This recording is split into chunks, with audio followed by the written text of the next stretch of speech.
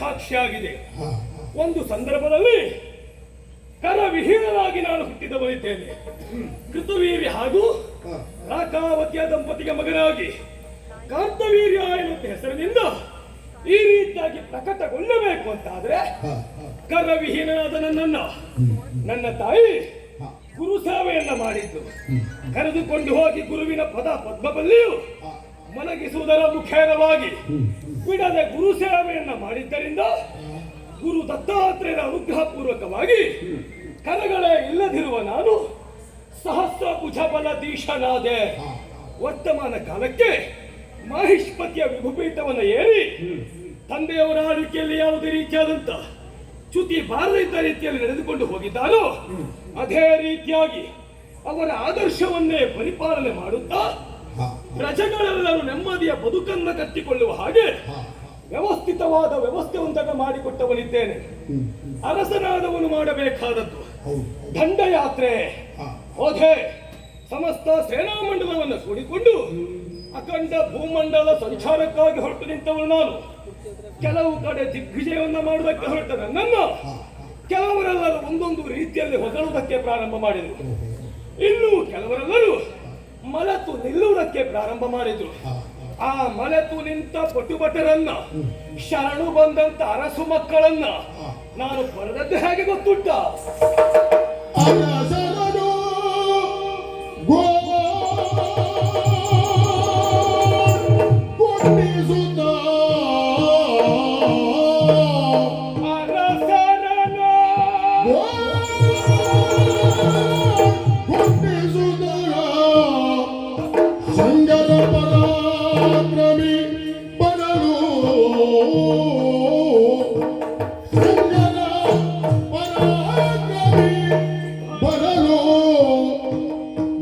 ತಗ್ಗಿನ ಹರೆಯಧಿಪರೋ ಸಹಸ್ರ ಭುಜ ಬಲದವರೀಶನರು ಕಂಡು ಹರೆಯಧಿಪರೋ ಸಹಸ್ರ ಭುಜ ಬಲದವರೀಶನರು ಕಂಡು ಶರಣು ಶರಣು ಹೋಗುತ್ತ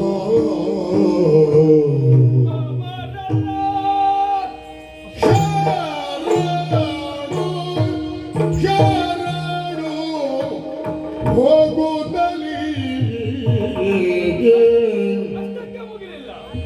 ಕಪ್ಪಗಾಡಿಗೆ ಸುರಿಯುತ್ತಿರೆಯ ಕಪ್ಪಗಾಡಿಗೆ ಸುರಿಯುತ್ತಿರೆ ಅವರನ್ನೆಲ್ಲ ಮನ್ನಿಸುತ್ತ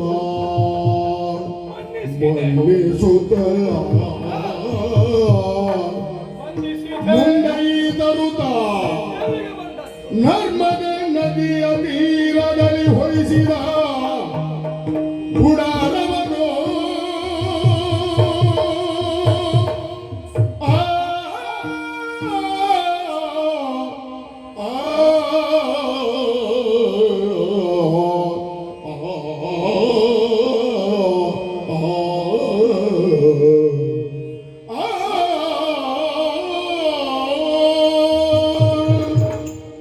ದಂಡಯಾತ್ರೆಯನ್ನ ಕೈಗೆತ್ತಿಕೊಂಡೆ ಕೆಲವು ನಾಡನ್ನ ಪ್ರವೇಶ ಮಾಡಿದೆ.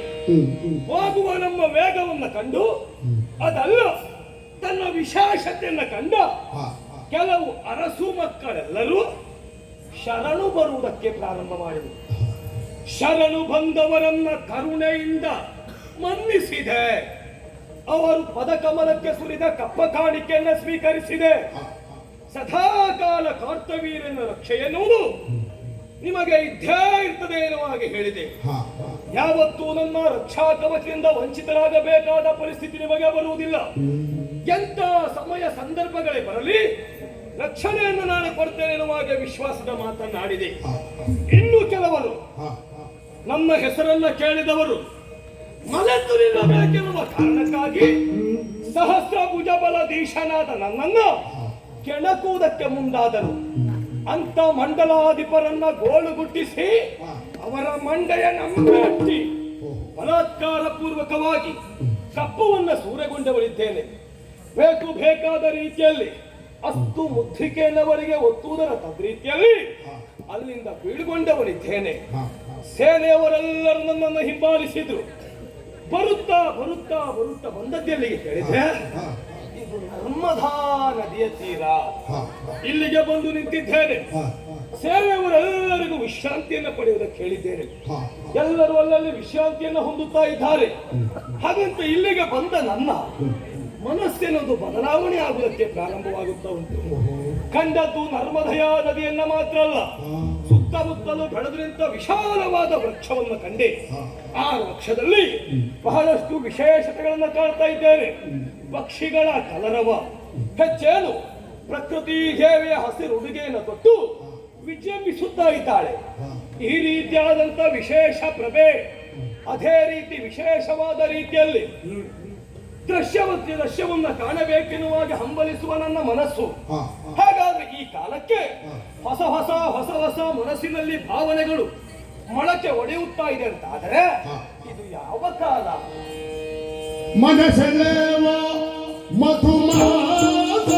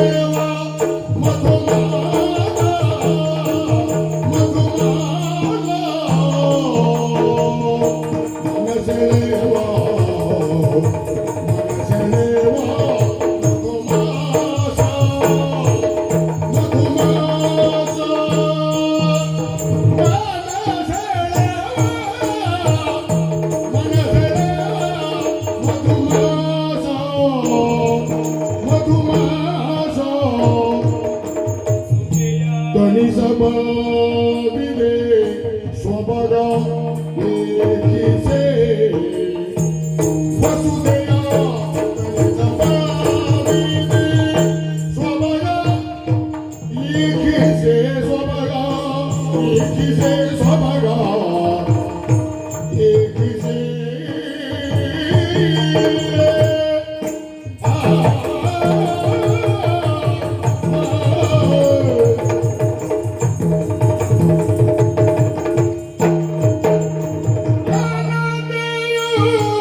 ಹೋಗುವೆನು ಅಬಲ ಮಣಿಯರೋಡನೆ ಘನತೆಯೋ ಘನತೆಯೋ ಹೋಗುವೆನು ಹೋಗುವೆನು ಹೋಗುವೆನು ಅಬಲ ಮಣಿಯರೋಡನೆ ಅಬಲ ಮಣಿಯರೋಡನೆ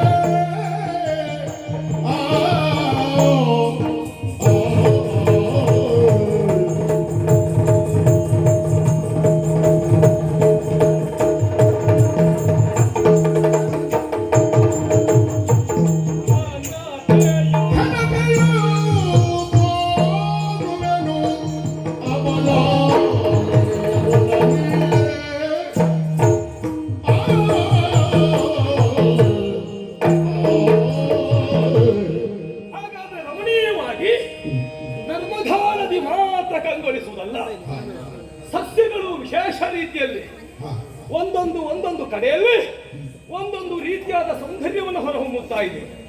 ಮಾಮರಗಳೆಲ್ಲ ಚಿಗುರಿನೆತ್ತಿವೆ. ಆ ಕಡೆ ನೋಡಿದ್ರೆ ಕೆಲವೊಂದು ಮರಗಳು ಹೂವನ್ನ ಬಿಡುವುದಕ್ಕೆ ಪ್ರಾರಂಭ ಮಾಡಿದ್ದಾವೆ.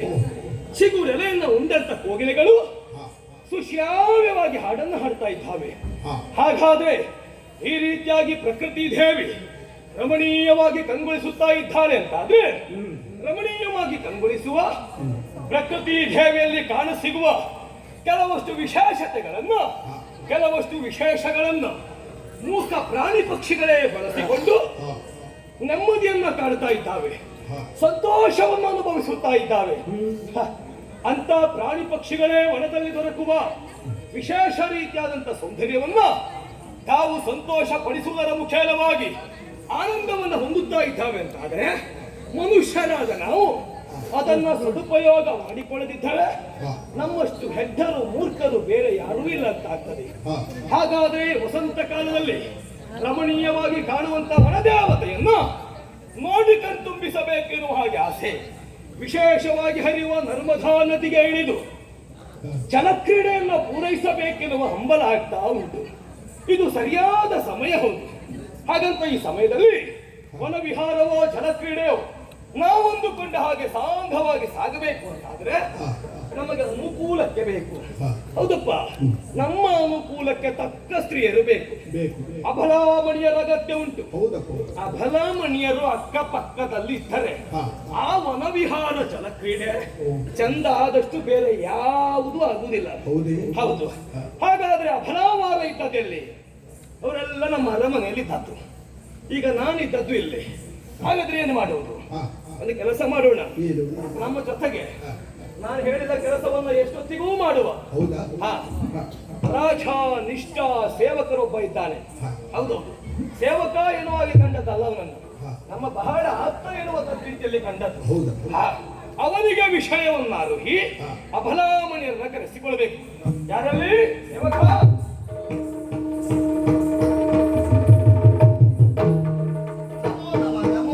ಒಳ್ಳೆಯದಾಗ್ಲಿ, ಅದ್ರ ಕಡೆಗೆ ನಿಲ್ಬೇಡ, ಹೊರಡು ಇಲ್ಲಿಂದ. ಎಂತದ್ದು ಹೊರಟದ್ದೇ ಹೊರಡು ಅಂತ ಹೇಳಿದ್ರೆ ಮತ್ತೆ ಹೋಗ್ತಾನೆ ಇರುತ್ತಾ? ಆಳುವ ಅರಸರು ನೀವು, ಆಳು ನಾನು, ಆಳಾದ ನಾನು. ನಿಮ್ಮಲ್ಲಿ ಎಲ್ಲಿಗೆ ಅಂತ ಕೇಳಿದ್ರೆ ನೀವಿರುವಾಗಲೂ ನಾ ಅಧಿಕ ಪ್ರಸಂಗ ಮಾಡಿದಾಗ ಅದರಂತೆ ನಾನೇ ಅಧಿಕ ಪ್ರಸಂಗ ಇಲ್ಲಪ್ಪ. ನಿಮ್ಮ ಎದುರಿಗೆ ನಾ ಮಾಡುದು ಸರಿಯಲ್ಲ ಅಂತ ಅದನ್ನೇ ಮಾಡುವುದು ನೀ ಮತ್ತೆ ಪ್ರತ್ಯೇಕವಾಗಿ ಮಾಡ್ಬೇಕೇನ? ಅಂದ್ರೆ ನಾ ಮೊದಲೇ ಅಧಿಕ ಪ್ರಸಂಗ ಎಂದು ತೀರ್ಮಾನ. ನೀನು ಮಾತ್ರ ಅಲ್ವಾ, ನಿಮ್ಮ ಶಾಲೆ ಅಂತದಲ್ವೇನ?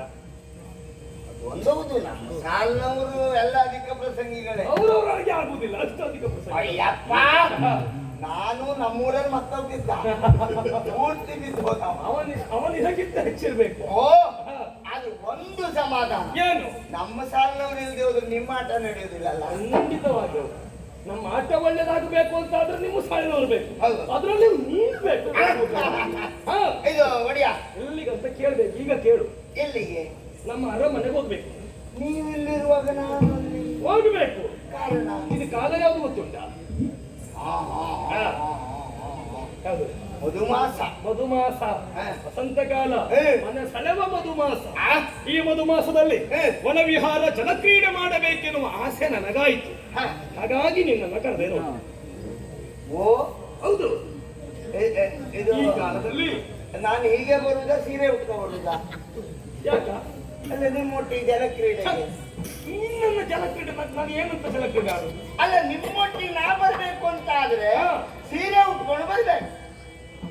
ಏನ್ ನಾನಷ್ಟು ಬರಗಟ್ಟೆವ? ಈ ಗಂಡಸರಿಗೆಲ್ಲ ಸೀರೆ ಉಡ್ಸ್ಕೊಂಡು ಹೋಗಿ ಜಲಕ್ರೀಡೆ ಆಡುವಷ್ಟು ಬರಗಟ್ಟೆವ ನಾನು. ಮತ್ತೆ ಈ ಪ್ರದೇಶದಲ್ಲಿ ನಮ್ ಬಿಟ್ರೆ ಮತ್ತೆ ನಿಮ್ಗೆ ಮತ್ತೆ ಯಾರು ಸಿಕ್ತು? ನೀವು ಪಾಲಿಸ್ತೇನೆ ನಾನು.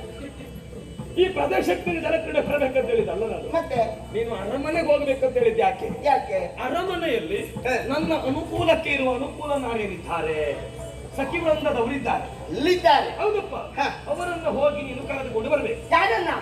ಸಖಿಯರನ್ನ, ಹೆಣ್ಣು ಮಕ್ಕಳನ್ನ. ಹೆಣ್ಮಕ್ಕಳನ್ನ. ಹ್ಮ್. ಸ್ವಲ್ಪ ಸುಮ್ಮನಿರಿ. ಹ. ಹೆಣ್ಣು ಮಕ್ಕಳನ್ನು ಒಂದುಗೂಡಿಸುವುದು ಒಂದೇ, ಕಪ್ಪೆ ತುಲಾಭಾರ ಮಾಡುವುದು ಒಂದೇ. ಅಷ್ಟು ಕಷ್ಟವೇ? ಕಷ್ಟ ಅಂತಲ್ಲ, ಕಪ್ಪೆ ತುಲಾಭಾರ ಮಾಡುವುದು ಹೇಗೆ ಅಂತ ಯೋಚನೆ ಮಾಡಿದ್ದೇನೆ. ಗೊತ್ತುಂಟ ನಿನಗದು? ನಮ್ಮ ಕುಟುಂಬದವ್ರು ಮಾಡಿದ್ದಿಲ್ಲ, ಹ. ಕಲ್ಪನೆ ಮಾಡ್ಕೊಂಡಿದ್ದೆ. ಹೇಗೋ? ತಕ್ಕಡಿ ಅಂತ ತೆಗೆದುಕೊಂಡು ಹ್ಮ್. ಒಂದು ಕಪ್ಪೆ ಹಿಡಿದು ಈಚೆ ಹಿಡಿದು ಹ್ಮ್. ಮತ್ತೊಂದು ಕಪ್ಪೆ ಕೈ ಹಾಕುವುದರೊಳಗೆ ಈ ಕಪ್ಪೆ ಪುಸುಕ್ಕ ಹಾರಾಯ್ತು. ಇದು ಹಾಗೆ ಹ್ಮ್. ಕಮಲಕ್ಕ ನೀನು ಇಲ್ಲಿ ಬಂದು ನಿಲ್ಸಿ ಹ. ಜಲಜಕ್ಕನ ಮನೆಗೆ ಹೋಗುದ್ರೊಳಗೆ ಹ. ಕಮಲಕ್ಕ ಸರೋಜಕ್ಕನ ಮನೆಗೆ ಹೋಗಿ ಹ. ಕೇಳಾಯ್ತು. ಏನಂತ? ಹಾಗೆ ಈ ವರ್ಷದ್ದೆಲ್ಲ ಬಂತೇನೆ ಯಾವುದು? ಯಾವ್ದು ಅಂತಿಲ್ಲ, ಹೌದೌದು. ಅವ್ರವ್ರೊಳಗೆ ಹೌದೌದಪ್ಪ. ಎಲ್ಲ ಬಂತ, ಎಲ್ಲ ಬಂತ? ಈ ಉಚಿತವಾಗಿ ದರಗಳನ್ನು ಮನೆ ಮನೆಗೆ ಕೊಡ್ತಾ ಇದ್ದಾರಲ್ಲ, ಬಂತ ಅಂತ ಅದೆಲ್ಲ ಬಂತ. ಕೇಳು. ಕಲ್ಲು ನೆಲ್ಲು ಜಾಸ್ತಿ ಅಂತ ಹೇಳು. ಹಾಗೆ ಅಲ್ವೇನ? ಯಾವುದು ಉಚಿತವಾಗಿ ಸಿಗ್ತದೋ ಅದರಲ್ಲಿ ದೋಷನ ಹುಡುಕುವುದು ಅಲ್ವಾ? ಹೌದು. ಆದ್ರೆ ಹ. ಎಂತ ಕಪ್ಪೆ ತುಲಭಾರ ಮಾಡುವ ಪರಿಸ್ಥಿತಿಯು ಹೆಣ್ಣು ಮಕ್ಕಳನ್ನ ಒಂದುಗೂಡಿಸುವಲ್ಲಿದ್ದರು. ಹ. ಅದರಲ್ಲಿ ನೀನು ಸಮರ್ಥ ಎನ್ನುವುದನ್ನು ನಾನು ಅರ್ಥ ಮಾಡ್ಕೊಂಡಿದ್ದೆ. ವಿಶ್ವಾಸೋ ಫಲದಾಯಕ. ಖಂಡಿತವಾಗಿ ಹೌದು. ವಿಶ್ವಾಸ ಇಟ್ಟಿದ್ದೇನೆ. ಹ. ಹಾಗಾಗಿ ಆದಷ್ಟು ಬೇಗ ಹೋಗು. ಹ. ಹೋಗಿ ಕರೆದುಕೊಂಡು ಬರಬೇಕು. ವಿಶ್ವಾಸದಿಂದಲೇ ಹೋಗ್ತೇನೆ. ಹಾಗೆ ವಿಶ್ವಾಸದಿಂದ ಹೋಗಿ ಹ. ಆ ವಿಶ್ವಾಸ ಫಲ ಕೊಡ್ತದೆ. ಹಾಗೆ. ಅವರನ್ನ ಕರ್ಕೊಂಡು ಬಾ. ನಿಮಿಷರಾತ್ರದಲ್ಲಿ ಹೊಂಟೆ. ಬೇಗ ಹೋಗು.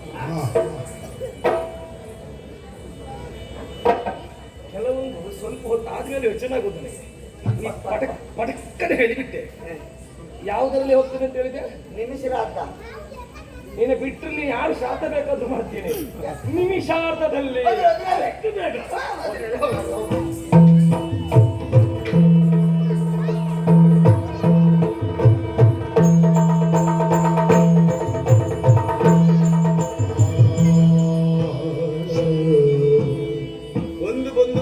ಬಂದು ನಿಂತಿದ್ದ ಅರಮನೆ. ಅರಮನೆ ಹೌದಾ? ಹಿಂದ್ಗಡೆ ಪಲಕ ಹಾಕಿದ್ದಾರೆ ನೋಡಿ. ಯಾರು? ಹಿಂದ್ಗಡೆ ಪಲಕ ಹಾಕಿದ್ದಾರೆ. ಫಲಕ ಹಾಕಿದ್ದಾರೆ. ಯಾವುದು? ಫಲಕ. ಬಾಲ ಉಂಟು. ಪಲಕಕ್ಕೆ ಬಾಲ ಉಂಟು ಅಂದೆ. ಬಾಲ ಉಂಟಾ? ಬಾಲ ಉಂಟು. ರಾಣಿ ನಿವಾಸ. ರಾಣಿ ನಿವಾಸ. ಹಾಗಲ್ಲ, ರಾಣಿ ನಿವಾಸ. ರಾಣಿ ನಿವಾಸ. ನಿವಾಸ ಇರಬಹುದಾ? ಇರ್ಬೋದು. ಇರಬಹುದು. ಯಾಕೆ? ಗುಸು ಗುಸು ಗುಣುಗುಣು ಶಬ್ದ ಕೇಳಿ ಬರ್ತಾ ಉಂಟು ಅಲ್ವಾ? ಗುಸು ಗುಸು ಗುಣುಗುಣು ಶಬ್ದ ಮಾಡುವವರು ಯಾರು? ಹೆಂಗಸರೇ. ಹೌದಾ? ಅದಕ್ಕಾಗಿ ಅವರಿಗೆ ಹೆಂಗಸು ಅಂತ ಹೆಸರು ಬಂದದ್ದು. ಅಡ್ಡಿಲ್ಲ, ಅವರ ಒಳ್ಳೆ ಅನುಭವ.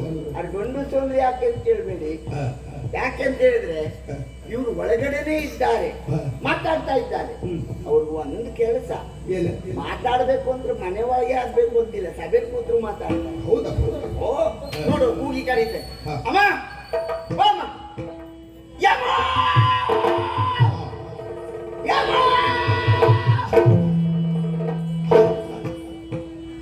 ಏನು ಏನು ಕೂಗಿಸ್ತಾ ಆಯ್ತಾ ನೀವು? ಏನಾಯ್ತಾ ನಿನಗೆ? ಅಮ್ಮ ಅಂತ ಕೇಳಿದೆ. ಹೂ ಇಲ್ಲ, ಹಾ ಇಲ್ಲ, ಯಮ ಅಂತ ಕೇಳಿದೆ. ಆಗ ಬಂದ್ರಿ ನೀವು. ಅಂದ್ರೆ ನೀನ್ ಹೇಳುವುದೀಗ ಯಮ ಅಂತ ಹೇಳುವುದಾ? ಹಾಗೆ ಹೇಳಲಿಕ್ಕಿಲ್ಲ, ಕೊಟ್ಟು ಪೆಟ್ಟು ಇನ್ನೊಂಚೂರು ಗಟ್ಟಿ ಆಗಿದ್ರೆ ಅದೇ ಹೌದು. ನೀನು ಅಲ್ಲಿ ಹೋಗ್ತಿದ್ದೇನೆ. ಹ. ಅಂದ್ರೆ ಕರೆದ ತಕ್ಷಣ ಬಂದ್ರಲ್ಲ, ಎನ್ನರಸಿ ಬಂದಿರೆ ಏನ್ ಹೇಳ್ತಾರೆ ನೀನು? ನನ್ನನ್ನು ಅರಸಿ ಹಾಗೆ ಬಂದಿರೆ. ಅದನ್ನು ಸೇರಿಸ್ಬೇಡ. ಯಾರು ನೀನು? ನನಗೆ ಪರಿಚಯ ಆಗ್ಲಿಲ್ವಾ? ಅಯ್ಯ ಸರಿ ನೋಡಿ, ನನ್ನ ಪರಿಚಯ ಆಗ್ಲಿಲ್ವಾ? ನಿನ್ ಪರಿಚಯ ಇಲ್ಲ. ಅಯ್ಯ ನಾನ್ ನಿಮ್ಮ ಗಂಡ. ಓದಿಕ ಪ್ರಸಂಗಿ ಏನಂತ ಹೇಳುದಿಲ್ಲ. ಇದಲ್ಲ, ಅದಕ್ಕೆ ಇನ್ನು ಮುಂದೆ ಉಂಟು.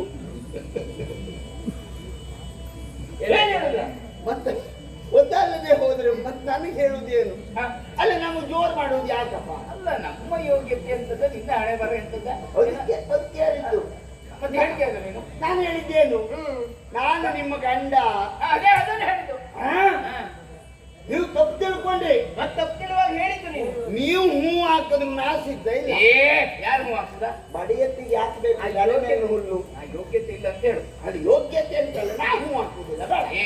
ಅಂದ್ರೆ ನಾನು ನಿಮ್ಮ ಗಂಡನೊಟ್ಟಿಗೆ ಧರೆಯ ದಿಗ್ವಿಜಯಕ್ಕೆ ಹೋದವ. ಓ, ನಮ್ಮ ಯಜಮಾನರೊಟ್ಟಿಗೆ ಹೋದವ. ಹೌದೌದೌದು. ಎಲ್ಲಿ ಎಲ್ಲಿ ಹುಡುಕ್ತೀರಿ? ಇಲ್ಲಪ್ಪ, ನಾ ಬಂದೆ. ಅದೇ ನಮ್ಮವ್ರು ಎಲ್ಲಿ ಅಂತ. ಅಂದ್ರೆ ನಿಮ್ಮವ್ರು ಬರ್ಲಿಲ್ಲ. ನೀನು ನಿಮ್ಮವ್ರು ಬರ್ಲಿಲ್ಲ, ಅದಕ್ಕಾಗೆ ನಾ ಬಂದದ್ದು. ಅಪಾರ್ಥ ತಿಳ್ಕೊಳ್ಬೇಡಿ, ಮಾತಾಡಬೇಡ ನೀನು. ಪದಾರ್ಥ ಸರಿ ನೋಡಿ. ಎಂತ ಪದಾರ್ಥವ? ಅದೇ ಸರಿ ನೋಡಿ. ಬಂದು ಬಂದು ಬಂದು ಬಂದು ಧರೆ ದಿಗ್ವಿಜಯ ಪೂರೈಸಿ ನರ್ಮದಾ ನದಿಯ ತಟಾಕದಲ್ಲಿ ನಿಮ್ಮ ಯಜಮಾನರು ಬೀಡಿ ಬಿಟ್ಟಿದ್ದಾರೆ. ನಿಮ್ಮ ಯಜಮಾನರು ಬೀಡಿ ಬಿಟ್ಟಿದ್ದಾರೆ. ಸುಳ್ಳು ಹೇಳಬೇಡ ನೀನು. ಯಾಕೆ? ಅವ್ರಿಗೆ ಯಾವ ದುರಭ್ಯಾಸವೂ ಇಲ್ಲ. ಯಾಕೆ ಹೋದದ್ದು ಹೇಳ? ಅದರಲ್ಲೂ ಆ ಅಭ್ಯಾಸ ಮೊದಲಿಲ್ಲ. ಅದರಲ್ಲೂ ಆ ಅಭ್ಯಾಸ ಮೊದಲಿಲ್ಲ. ಯಾವುದಕ್ಕೆ ನೀವು ಹೇಳಿ? ಯಾವ ದುರಭ್ಯಾಸವೂ ಇಲ್ಲ. ಹೇಳ್ತಿಯಲ್ಲ, ನರ್ಮದಾ ನದಿಯ ತಟದಲ್ಲಿ ಬೀಡಿ ಬಿಟ್ಟಿದ್ದಾರೆ. ಬಿಡುವುದಕ್ಕಿದ್ರಲ್ಲ ಬೀಡಿ ಬಿಟ್ಟಿದ್ದಾರೆ. ಬಿಟ್ಟಿದ್ದಾರೆ. ಹಾಗೆ ವನವಿಹಾರ ಜಲಕ್ರೀಡೆ ಆಡುವಂತ ಮನಸ್ಸಾಗಿದೆ ಅವರಿಗೆ.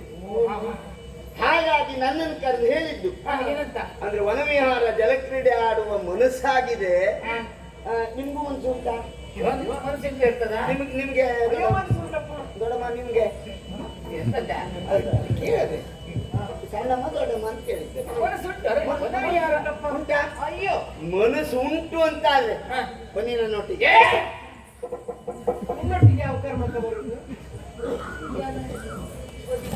ಎಂತದ್ದು ನೀನು ಹೇಳುದು? ಹಾಗೆ ವನವಿಹಾರ ಜಲಕ್ರೀಡೆ ಮನಸ್ಸುಂಟು ಅಂತ ನೀನೊಟ್ಟಿಗೆ ಅದು ಬರುವುದಾ? ನೀವು ಹುಲ್ಲು ಹಾಕೋದ್ರೊಳಗೆ ಹಗ್ಗ ಹಾಕೊಳ್ಳೋದು ಯಾಕೆ? ಮತ್ತೆ ಹೇಳಿದ ಹಾಗಾಗ್ತದೆ. ನೀವು ಹುಲ್ಲು ತಂದಿಟ್ಕೊಂಡು ತೋರಿಸುದು ಯಾಕೆ? ಹಗ್ಗ ಹಾಕೊಳ್ಳಿ ಅಂತ ಅದಲ್ಲ, ನನ್ನ ಮಾತಿನ ಅರ್ಥವೇ ಬೇರೆ. ನಿಮಗೆ ವನವಿಹಾರ ಜಲಕ್ರೀಡೆ ಆಡುವ ಮನಸ್ಸಿದ್ರೆ ನಿಮ್ಮ ಮನೆಯ ಯಜಮಾನನಿದ್ದಲ್ಲಿಗೆ ಹಾಗೆ ನನ್ನೊಟ್ಟಿಗೆ ಬನ್ನಿ.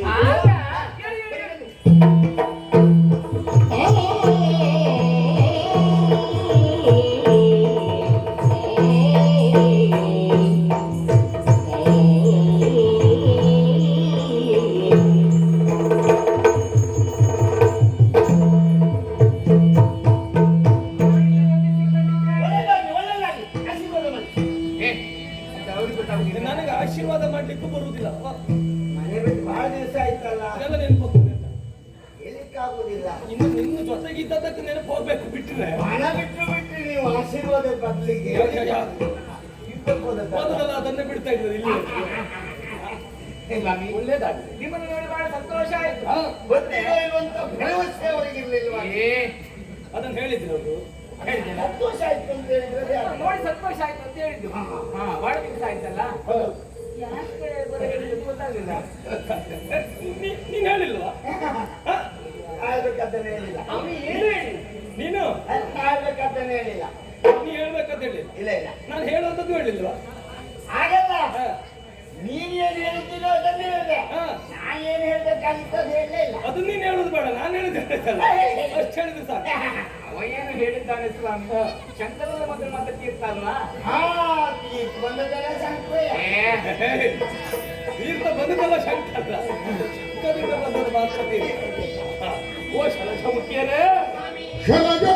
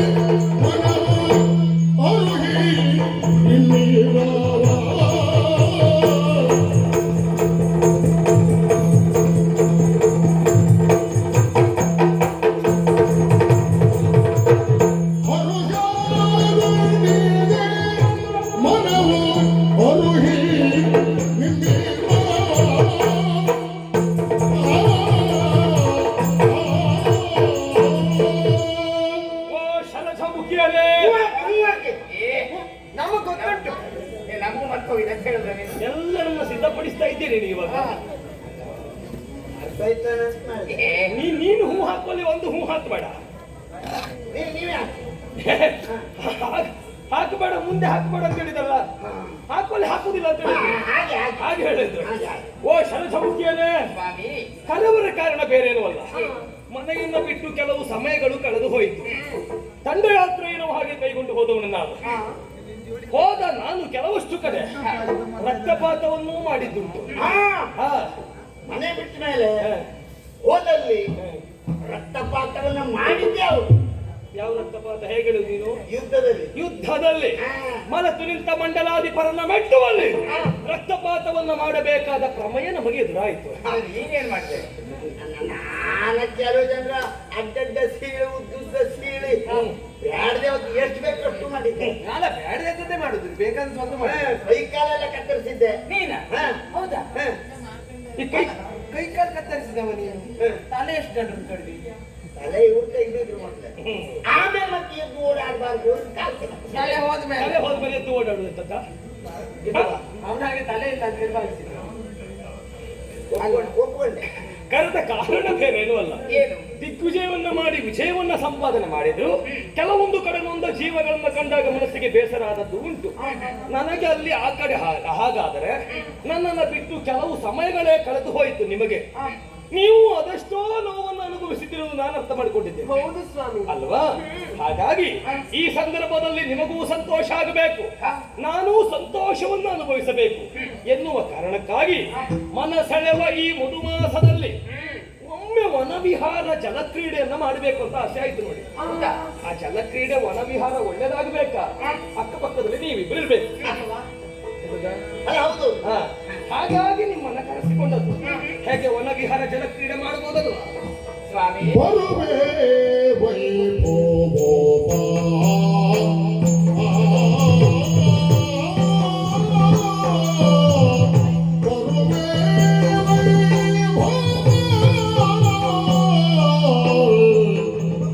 ಬರುವೆ ಬರುವೆ ಬರುವೆ ವೈಭೋಗ ನಿಮ್ಮ ಅಗಲಿ ಇರುವೆವೇನೋ